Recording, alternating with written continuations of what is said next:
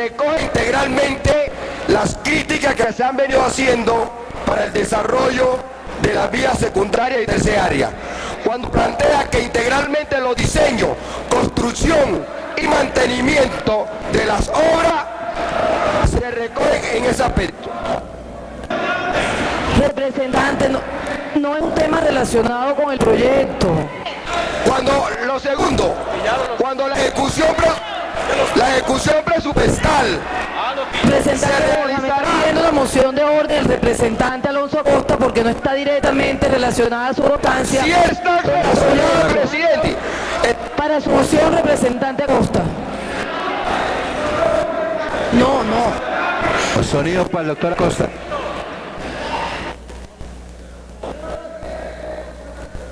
Presidenta, es claro en el reglamento que las constancias se dejan en secretaría, así lo ordena el reglamento.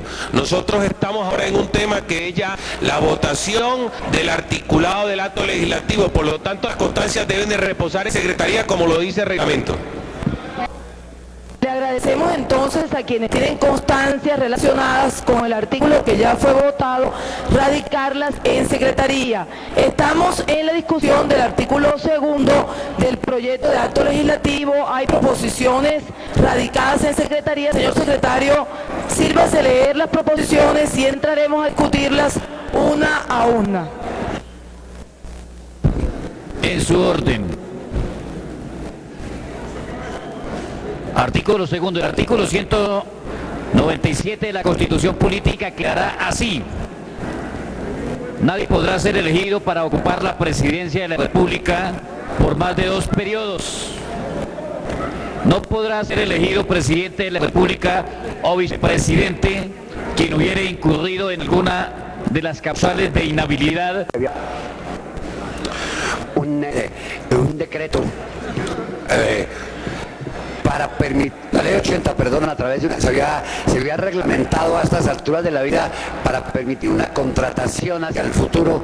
Él tiene razón y yo también comienzo a sospechar que me aclaran exactamente eso, porque entonces sí es cierto lo que afirmaron algunos parlamentarios de que la adición presupuestal buscaba el prepago. Preguntarán qué es prepago. Es muy sencillo. Cuando usted le pagan antes del servicio y otro aparece el pospago.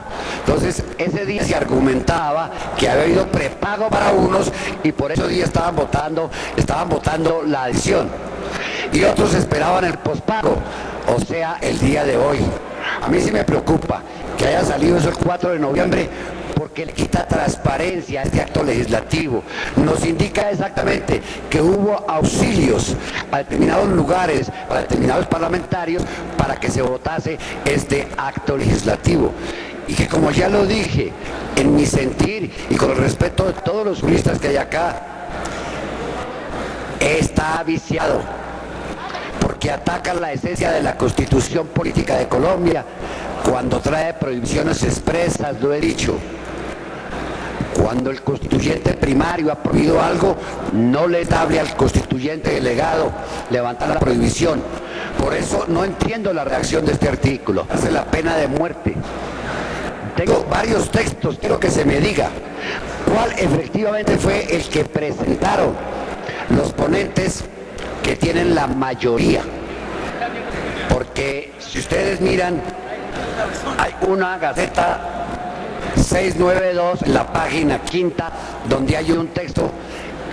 Escucho que se lee otro. Aclaremos esto, presidenta, porque el país ya tiene bastantes dudas sobre transparencia de este proceso, para que la tenga también en cuanto a la interpretación, porque como está redactado podría entenderse que el presidente Uribe termina y podría contar para los 2 siguientes.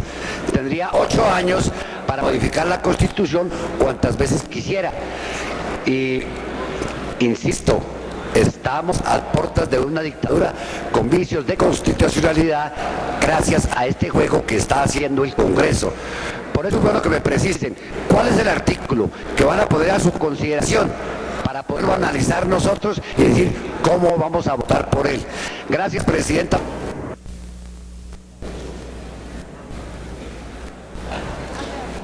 Gracias, señora presidenta. este es un tema que trasciende el ámbito de partidos o de bancada. Yo voy a tratar de explicarlo democrático a este acto legislativo cuando pretenden que no lo podemos llamar a engaño, independientemente que otras figuras políticas del país y en cargo puedan libremente participar en las elecciones presidenciales. Esta es una propuesta que trae nombre, como bien lo decía la representante Gina Parodi, para los garzones. Yo no creo ni considero que a esta altura le podamos decir que esto es un acto legislativo democrático cuando permitimos que eso se dé. Por eso estoy en contra de ello. Este acto legislativo debe terminar como comenzó, a nombre de una persona, y debe terminar para esa persona.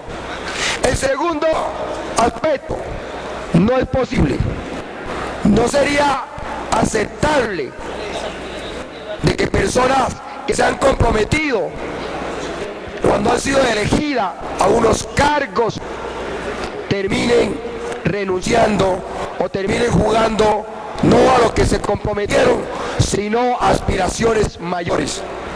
Mucho más cuando la reforma política, y sería una gran contradicción del Congreso, cuando la reforma política del año pasado, que aquí aprobamos, planteamos claramente que todo el mundo tenía que terminar su periodo, que era el compromiso que se hacía cuando se hacían elegir. Y hoy lo que se plantea en esta proposición es ese cambio. Yo por eso me opongo. Creo que este acto legislativo tiene nombre y debe terminar ahí.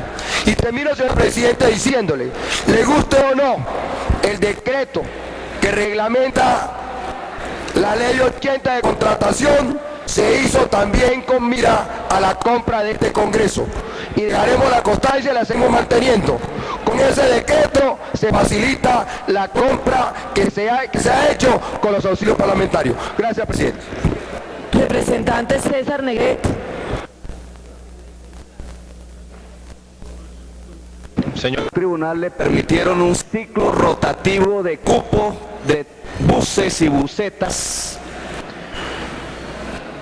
y él aprovecha la chatarrización obligatoria que crea el Transmilenio en pequeños y medianos propietarios tradicionales para vender los cupos, y permanentemente usa el cupo rotativo al punto que hoy ha ganado más de 15.000 millones de pesos. Es una aclaración porque la representante mencionó el tema. Aquí me quieren acallar ahora se puso de moda callar en el Parlamento. Y volviendo al tema, precisamente porque queremos destruir ese tipo de mafias, el Transmilenio, ¿por qué tiene que ser bueno por la séptima y malo por la 68? Si vive más gente. Un criterio de justicia. Si vive más gente, ¿por qué tiene que ser en la séptima y no en la 68, donde viven más pobres, no donde viven más ricos? Y no es una diferenciación entre pobres y ricos, es una concepción de sociedad. Ahora, usted coincide con nosotros en el tema del criterio de igualdad. La Constitución Nacional tiene unos pilares fundamentales, está en sus primeros títulos. Y uno de los derechos fundamentales es el derecho a la igualdad. Más o menos como está el acto legislativo, lo que quiere manifestar es que el presidente actual de la República tiene unos derechos que los demás ciudadanos no pueden tener. Crea un privilegio. Yo hubiera sido partidario que este tema fuese más de un pacto político. Igual que la Constitución del 91 fue el fruto de un pacto político, esta reforma sustancial debería ser también materia de un pacto político. El uribismo quiso colocar unos privilegios al actual presidente de la República. La propuesta de Hugo Ernesto Zárate intenta replantear, construir el derecho a la igualdad después de que se han colocado sus privilegios. Si el presidente de la República puede, ¿por qué los demás no pueden?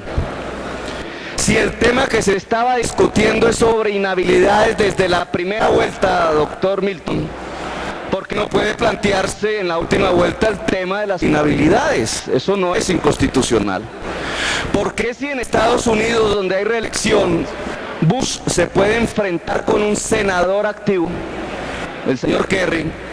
¿Por qué si en Francia, en donde hay reelección, el señor Jospin se enfrentó con el alcalde de París, el señor Chirac, y el señor Chirac ganó siendo alcalde de París? Porque en Colombia no. La idea entonces es privilegios para unos, privilegios para un sector político y el resto no. ¿Es eso democrático? ¿Eso fortalece el principio de la igualdad en el derecho a ser elegido? Es más, aunque no quiero discutir el tema del laureanismo, hace 2 semanas presenté con Carlos Alonso Lucio un libro apologético sobre la vida de Salvatore Mancuso. Allí hay un párrafo, una interpretación histórica de la periodista autora, donde dice que las autodefensas tienen su origen en un decreto presidencial del doctor Valencia. Dice así textualmente la periodista, que creó autodefensas para defender al gobierno de la violencia partidista liberal, 1965. Y yo pienso que en 1965 lo que vivía el país no era una violencia partidista liberal.